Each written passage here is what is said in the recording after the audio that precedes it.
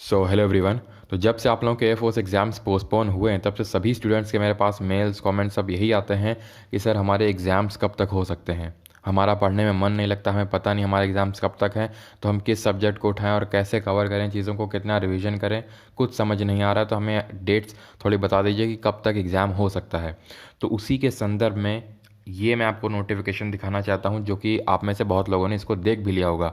अब बात आती है कि ये सच है या फिर झूठ है। सिंपल सी बात। तो सबसे पहले तो इसको पढ़ने की कोशिश करते हैं कि इसमें लिखा क्या हुआ है, और फिर इसे समझने की कोशिश करता हूँ, और फिर मैं अपना आपका पॉइंट ऑफ व्यू बताऊंगा कि ये सही है या फिर गलत है। ठीक है। तो सबसे पहले तो मैं आपको बताता हूँ इसमें लिखा क्या हुआ है। Dear centre incharge, we have received the final dates for IAF star exam. The dates are now as follows: star 1 2021, mock 11 to 13 July, main 14 to 20 July and buffer 21 July. Please reply this mail with confirmation of the availability of your exam center as soon as possible. Thanks. तो इसमें ये लिखा हुआ है कि dear centre in charge, हमने जो है फाइनल डेट्स हमें मिली हैं IAF के द्वारा, और वो डेट्स कुछ इस प्रकार हैं। प्लीज़ इसको कंफर्म करें कि आपका जो एग्ज़ाम सेंटर है वो अवेलेबल रहेगा इन डेट्स को या फिर नहीं, जितना जल्दी हो सके। और ऊपर यहाँ पे सबसे ऊपर लिखा हुआ CDAC। तो जिन लोगों को नहीं पता कि CDAC है क्या, जैसे कि आप अगर एयरफोर्स की ऑफिशियल वेबसाइट पे जाओगे तो वहाँ पे आपको दिखा मिलेगा CDAC.in। तो CDAC एक गवर्नमेंट अथॉरिटी है, ऐसा नहीं कि ये कोई प्राइवेट अथॉरिटी है। जहाँ पे आपके टेस्ट कंडक्ट होते हैं वो प्राइवेट इंस्टीट्यूशंस होते हैं, लेकिन CDAC एक गवर्नमेंट इंस्टीट्यूशन है, और उसी ने सभी सेंटर इंचार्ज को ये मेल भेजा है, या फिर मेल भी भेजा है, मेल भी मेरे पास मिला है लेकिन अब वो दिखाने से कोई फ़ायदा नहीं है। और ये नोटिफिकेशन भी भेजा है कि क्या आपके सेंटर इन डेट्स को अवेलेबल रहेंगे, क्योंकि हमें IAF के द्वारा ये IAF स्टार एग्ज़ाम्स कंडक्ट करवाने हैं इन डेट्स को। और डेट्स आपके सामने लिखी हुई हैं, जुलाई की ये डेट्स हैं। तो ये अब बात आती है फिर से वही कि ये इस पर हम भरोसा कर सकते हैं फिर नहीं। तो मैं आपको यहाँ पे ये एडवाइस दूंगा कि बिल्कुल आप 99% इस पे भरोसा करें। उसके कुछ रीजंस हैं, वो रीजंस मैं आपको बताता हूँ। सबसे पहले तो CDAC जो यहाँ पे लिखा हुआ है एक गवर्नमेंट अथॉरिटी, जैसे कि मैंने शुरू बताया, ऐसा कोई यहाँ पे टाइपो एरर टाइप नहीं दिख रहा, मिस्टेक की स्पेलिंग में इधर उधर हो, तो हम इसको ऐसा मान लें कि ये हो सकता है किसी ने ऐसे बनाया हो अपने तरफ से एडिटिंग करके। और तीसरा रीज़न ये है कि जितने भी जितने भी नोटिफिकेशंस ऐसे वायरल हुए हैं पहले भी, वो सच हुए हैं। और ये मैं एयरफोर्स के संदर्भ में बोल रहा हूँ। अगर आपको याद हो, जब पिछली बार भी ऐसे लॉकडाउन हुआ था तब भी ऐसी डेट्स निकली थी, आपको अगर याद हो, ऐसी ही डेट्स निकली थी जिसमें कि सेम बिल्कुल यही फॉर्मेट था, और वो डेट्स सही भी हुई थी। तो अब बात ये आती है कि क्या ये जो डेट्स हैं ये फिक्स्ड हो गई हैं, मतलब कि देख कि अब इसी डेट्स को एग्ज़ाम होगा, हमारा जुलाई में ही एग्ज़ाम होगा। तो इसका भी मैं आपको रीज़न बताता हूँ। देखिए, सबसे पहली बात तो ये ऐसा कोई ऑफिशियल वेबसाइट पे नोटिफिकेशन नहीं निकला, और ये स्टूडेंट्स के लिए नहीं निकाला गया है। ये निकाला गया सेंटर इंचार्ज को भेजने के लिए, ये कंफर्म करने के लिए कि क्या आपके सेंटर इन डेट्स को अवेलेबल रहेंगे फिर नहीं। और ये कुछ ऐसा नहीं कि पहली बार हो रहा है, ये हर बार होता है, हर एग्ज़ाम में होता है। पहले सेंटर इंचार्ज से ही परमिशन ली जाती है, परमिशन एक तरह से कंफर्मेशन लिया जाता है कि क्या इन डेट्स को जब हमें एग्ज़ाम्स करवाना है तो आपका अवेलेबल है फिर नहीं सेंटर। अगर अवेलेबल नहीं होगा तो इसको थोड़ा पहले फिर थोड़ा बाद में शेड्यूल कर दिया जाएगा। और दूसरी बात, पिछली बार आपको याद होगा कि जो ऑफिशियल वेबसाइट है उस पर कुछ अपडेट्स आए थे। जैसे जब लॉकडाउन लगा था तो अपडेट्स आया था कि इन इन डेट्स को हम एग्ज़ाम्स करवाएंगे। फिर वो डेट्स आगे बढ़ी, शायद एक या दो बार वो फिर से डेट आगे बढ़ी। तो अगर जुलाई में आपका एग्ज़ाम जैसे कि शेड्यूल किया जाएगा, आपका नोटिफिकेशन जो ऑफिशियल वेबसाइट पे ये लगभग मैं आपको अगर बोलूँ तो 15 से 20 दिन पहले आपको वो वहाँ पे दिखाने लगेगा।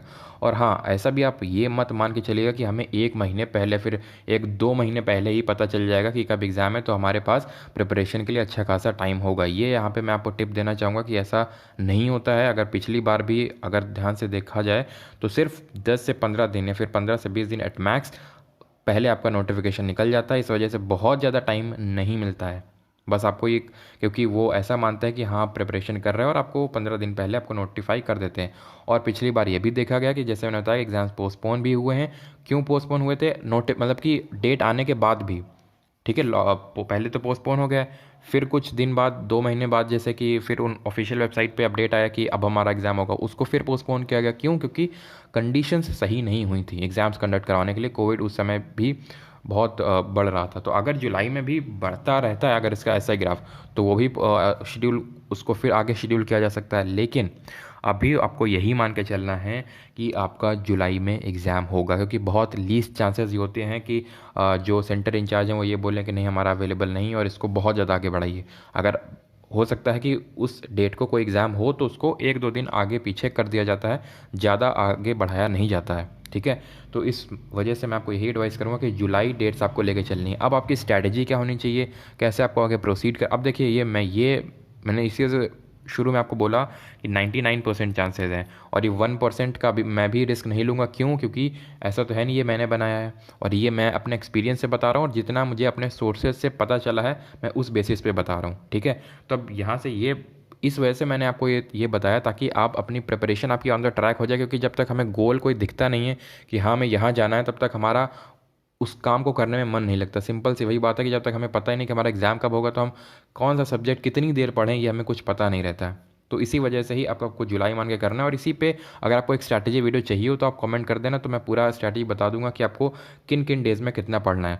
और रही बात क्लासेस की, तो क्लासेस भी अब रेगुलर हो जाएंगे। मैंने आपको पहले ही टेलीग्राम पे भी कल बताया था, मैं लाइव आया था कि मेरी अभी तक हेल्थ इश्यूज़ थे मेरे साथ, तो इस वजह से मैं क्लासेस आपके नहीं ले पा रहा था, लेकिन अब आपके रेगुलर हो गए। जैसे अनुज सर ने भी आपकी क्लासेस चालू कर दी हैं इंग्लिश की, और मैं आपका जीके का पूरा, वैसे मैंने जीके का पूरा आपका सिलेबस पूरा ऑलमोस्ट करवा दिया। जितना चीज़ें बचे हैं वो मैं आपको करवा दूंगा, और हम लोग अब जम के रिवीजन करेंगे बजाय कि नया पढ़ें, क्योंकि नया पढ़ने से ऐसा तो है नहीं कि जहाँ देखिए जहाँ से आना है एग्ज़ाम में वो हमें पढ़ना चाहिए और फिर उसको बार बार रिवाइज करते रहना चाहिए। ठीक है, नया पढ़ने से ऐसा नहीं है कि आप वहाँ पे ज़्यादा स्कोर कर लेंगे। अगर हमने 8 नंबर का जीके आता है, हमने 8 नंबर का जीके पढ़ लिया है, तो अगर हम कुछ नया पढ़ेंगे तो उससे हमारा कुछ वैल्यूएडिशन, कुछ नंबर नहीं बढ़ने वाला है। इससे बेटर है कि आप कोई अदर सब्जेक्ट पे फोकस करें जो आपका वीक है।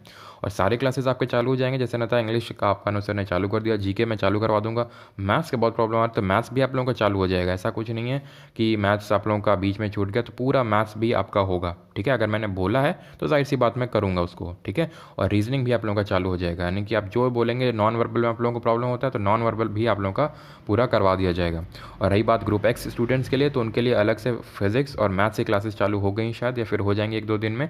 उसका लिंक डिस्क्रिप्शन और कमेंट सेक्शन में दिया हुआ है, तो उस चैनल को भी आप जाके ज्वाइन कर सकते हैं, वहाँ पे भी आपकी क्लासेस रेगुलर हो जाएंगी। ठीक है, और बाकी जैसे मैंने आपको उससे पूछा था कि अगर आपको स्ट्रैटेजी वीडियो चाहिए हो तो आप कमेंट करके बता देना, और जो भी आपके डाउट्स हो, जिस भी टॉपिक पे आपको वीडियो चाहिए हो, कमेंट करके बता दीजिएगा। इस समय यही है कि आपको फिर से टाइम टेबल अपना शेड्यूल बना के, वो तो खैर मैं अगर स्ट्रैटेजी वीडियो आपको दूंगा तो उसमें सारी चीज़ें बताऊंगा कैसे आपको टाइम टेबल अपना बनाना है, किन चीज़ों पे ज़्यादा फोकस करना है, किन चीज़ों पे फोकस नहीं करना, कैसे ऑफ द ट्रैक नहीं होना। इस पर मैंने कल टेलीग्राम पे आपसे चर्चा किया था कि कैसे आपको ऑफ द ट्रैक नहीं होना है। वैसे मैं उस वीडियो में भी आपको सारी चीज़ें बताऊँगा।